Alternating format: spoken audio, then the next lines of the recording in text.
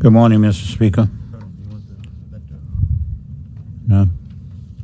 Today I report to this House on the refocusing of the Bermudiana Beach Resort project. But first, some history is in order so that there is a full understanding of the journey to this point.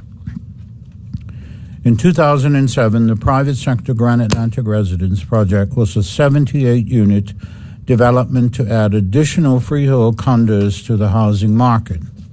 To assist the project's progression in 2009, the Bermuda Housing Corporation became involved to purchase the development once completed in 2012. However, Mr. Speaker, in 2013, the global crash of the housing market, including the decline in housing prices, decline in demand for housing, and a false narrative over the safety of the cliffs at Bermudiana Beach, to name a few, had an impact on unit sales. Only one was sold. The then OBA government elected to place the sale of condo units on the property on hold while a reassessment of the direction was considered.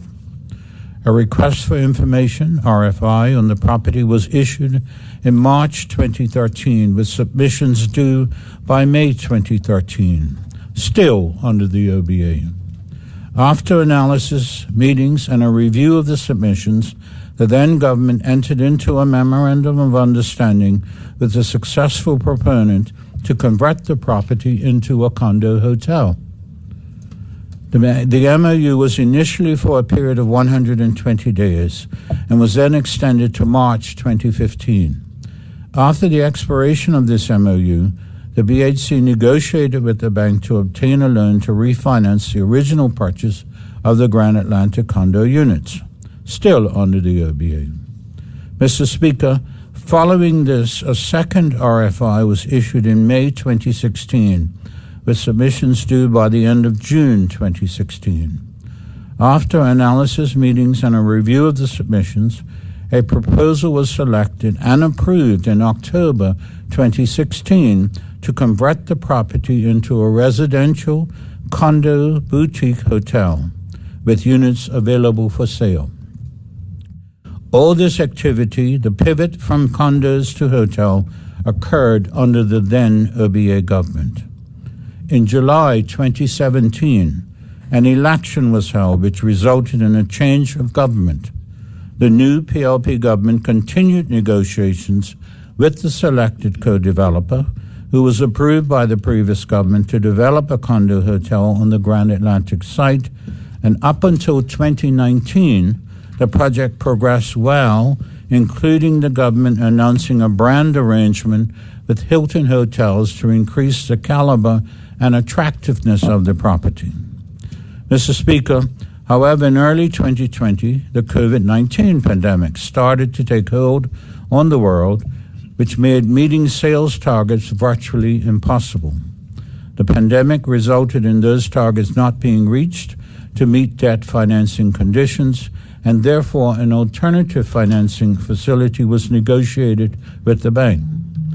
After this, and again attributed to the COVID-19 pandemic, in 2021, the co-developer, which was selected in 2016, and the current government agreed to an amicable separation. The government and the BHC remain committed to the completion of this project, as at the time there was a need for additional hotel beds. Mr. Speaker, more difficulty came with the startling post-COVID inflation boom, which saw the cost of building materials soaring over 50% in some instances for basic supplies such as concrete and steel. Two loans totaling $35 million were secured to continue construction. They remain in place. Despite these challenges, the project continued, but with pre-sales still not materializing and costs continuing to rise, the government decided to investigate the business model of the property. The Ministry of Public Works retained an expert who found that there was an inherent failure in the current business model. In general terms, the root cause of many of the issues associated with the project, including the lack of sales, stem from the direction set by the former development partner.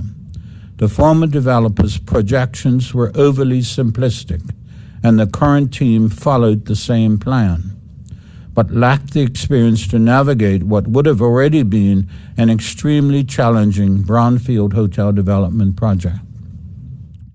Mr. Speaker, after this assessment, the government engaged the international accounting firm Ernst & Young, EY, who have a unit that specializes in evaluating distressed hotel developments, to conduct an evaluation to determine if the Bermudiana Beach Resort project was still viable in this current climate. The assessment looked at 4 options. 1, to continue the existing course, a boutique hotel with condominium sales. 2, upon completion of construction, sell units individually as condominiums. 3, upon completion of construction, run as a standard boutique hotel. Or 4, convert units into residential rental apartments and complete construction. Mr. Speaker, based on this analysis of market dynamics, supply and demand trends, product fit, and strategic alignment with key initiatives, the 2 most viable uses were determined to be options 3 and 4. In performing a financial assessment of the 2 most feasible options, the apartment scenario, option 4, provides the highest net present value as a result of strong demand, limited comparable supply, high rental rates, and significantly reduced operating risks as compared to the hotel option.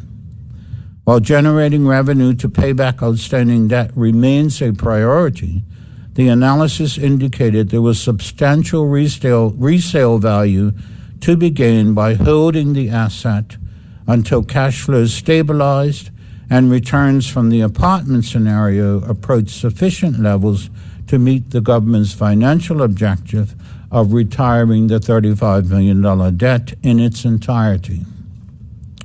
I must note that the $35 million loans are not taxpayer funds, but rather a commercial loan entered into by the Bermudiana Development Company. Mr. Speaker, to accomplish option 4, there remains the requirement to complete the construction. Given the proposed product can fit with the current development profile, apartment rentals would help to minimize capital investment with minimum additional expenditures required beyond the completion budget, while also providing the opportunity to reduce investment further by limiting some of the proposed amenity space. Therefore, the Ministry will provide the BHC with additional funding to the maximum amount of $5 million to complete the construction. This is compared to the approximately $9 million that would be needed for the hotel completion.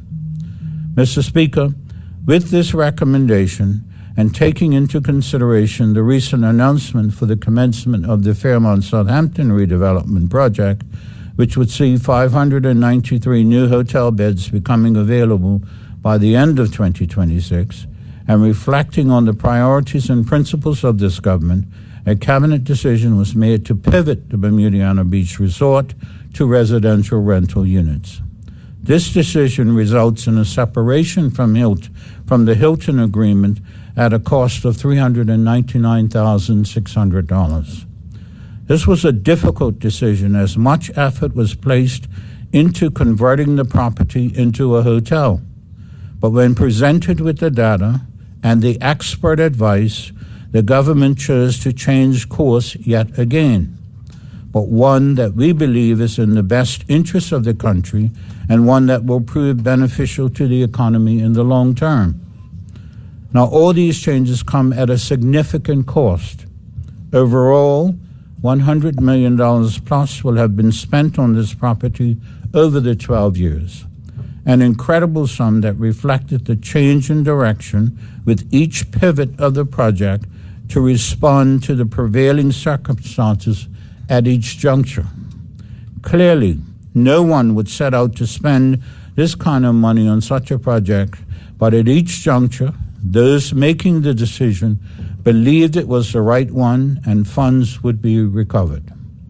An equally incredible set of circumstances have beset this project, and the aim now is to get as high a return as one can to mitigate the investment. Mr. Speaker, the challenge with housing impacts all segments of our community, which includes our international business sector as well.